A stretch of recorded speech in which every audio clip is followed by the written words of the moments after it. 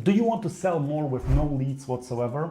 Keep on watching this video. Today I would like to share with you a couple of things that have helped me in the past increase my sales significantly without spending more on getting more leads, without spending more on marketing. I am also using these tactics and these ways in many of my clients' businesses, and they are working. So everything that I will share today is battle tested and proves to be actually efficient and working just fine. The only thing that you need to do is to actually work on it. So the first mistake that you might be making in your sales is that you do not identify the needs of your customers properly. And this might sound very simplistic to you, but at the end of the day, you are probably battling with some of your competitors. And if your competitors are doing a better job with building relationship with your customers and presenting the solutions to them, you are probably losing money or leaving money on the table. If you can outperform your competitors when it comes to identifying the needs of your customers, even if you are selling out-of-the-box solution, you can significantly increase your win rate when it comes to deals that are in your pipeline. I know that might sound very complex right now, but at the end of the day, if you will identify customers' needs better, if you will ask more open-ended questions, then there is a chance that you will get better with presenting the solution or providing the proposal to your customer.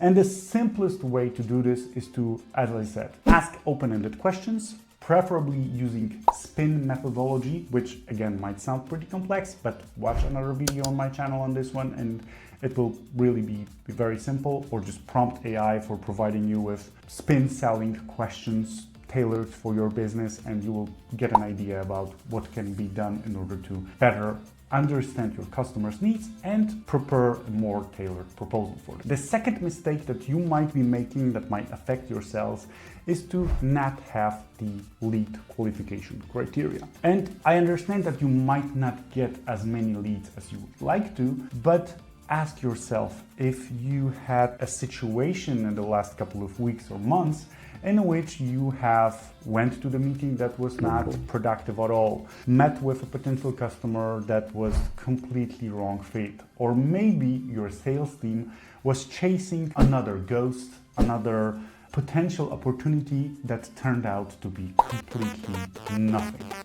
And if that was the case, then maybe introducing lead qualification criteria, so budget, industry, person that we are talking to or with right now, might give you a better focus when it comes to your sales efforts or when it comes to your team's efforts. So having a good lead qualification criteria will enable you to allocate the resource only to the actual customers that are interested in working with you or are interesting for you as a business. If you would like to get more valuable information about B2B sales and marketing, join our email broadcast, where we share resources with valuable information, marketing tricks and case studies of successful campaigns, proven scenarios for B2B sales, useful tools, and a ton more to help you improve your sales and marketing game and generate more leads. The third mistake that you might be making in your sales is to focus on the price. And if you are focusing on the price, customers also tend to focus on the price. And if you seem to not care about the price, then maybe you will not create a picture in your customers' eyes that you are the cheapest one, or you might be the cheapest one. Let me rephrase this. If you will present your offer in a way that will be valuable, if you will identify the customer's needs properly, if your proposal will be looking significantly better than the competitors, if you will do a lot of things around sales that will position you as a company that is trustworthy, that is experienced in a manner that is professional, it just might affect the customer's decision to an extent that price will not matter, or will not matter as much. And trust me, I had situations in the past in which many of the sales representatives that were working for me were telling me that what the customer said to me on a call, that you guys are the most expensive ones amongst all of the companies. but we decided to go with you because you seem to know what you are doing, you seem to have a plan, you are professional, you are always prepared, and you have presented us with such a tailored offer that none of the competitors is actually even on a similar level to you, not to mention outpacing or outperforming what you have prepared for us.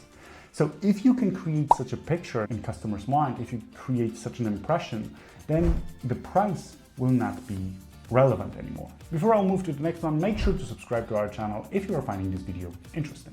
The fourth mistake that you might be making in your sales is that you do not follow up at all, or you do not follow up enough times.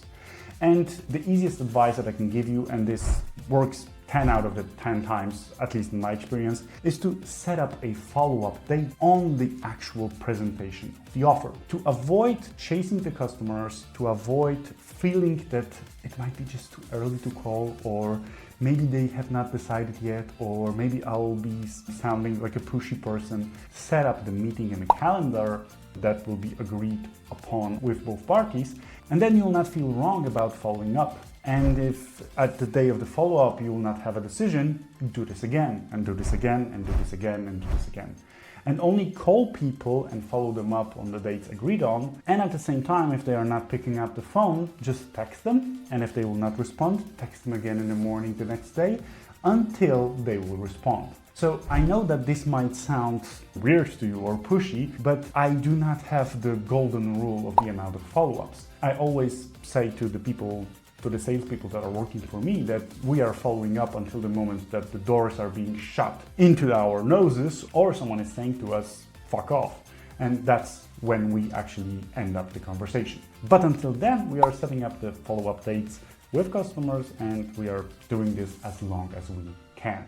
And mistake number 5 that you might be making in your sales efforts is that you do not analyze the data and information. And this might sound obvious, or this might sound confusing, but if you are not looking at what is happening from a helicopter view in your sales team and your sales efforts, either your own or your business as a whole, you are probably missing on the areas that you might improve. And if you can improve one area, there is a pretty good chance that you will increase your sales without putting any more money into it. And this might be the way your proposal looks. This might be the way you are presenting your offer. This might be the way you are following up. This might be the amount of phone calls that your sales team is executing on a daily or weekly basis. And these might be a lot of different things. But the thing is, if you are not looking at your data, you do not have the opportunity to take actions. So therefore, I'm recommending a very simple and very straightforward tactic. So what I am doing for my business is that once a week, I am pausing all of my actions, I am silencing all of the notifications, and what I'm looking is that I'm looking at the reports from my CRM. So I'm looking how many of new opportunities we have, how many have we closed successfully, what can we do in order to improve this, or what does this person is doing, and how many tasks this person has done this week in comparison to the other one. It takes me 10 to 15 minutes to look at the reports. But every week or every second week, I am spotting a very small thing that is a reason for me to ask an interesting question to my sales team department, or is an opportunity for me to create a new document, new template, new thing that will make us just a bit better. And in my past, I have successfully reduced the time to close the deal from 60, I think 4 or 5 days into 31 or 2, something like that. So by half. I was able to actually get rid of one of the products that we were selling because it turned out not to be profitable. So there are a lot of things that you can spot in your sales machine when you look at the data. So I encourage you to at least once a week for 15 minutes, do this for 6 to 8 weeks. And if you will not see the difference, you can comment below this video that I'm just a fool. I hope that this video was helpful to you. If you have any questions about parameters in B2B sales, what to measure, how to look at the data, what to do in order to improve it, leave them in the comment section down below. If you have any other questions, also leave them. Thanks for watching, have a great rest of your day, and see you soon.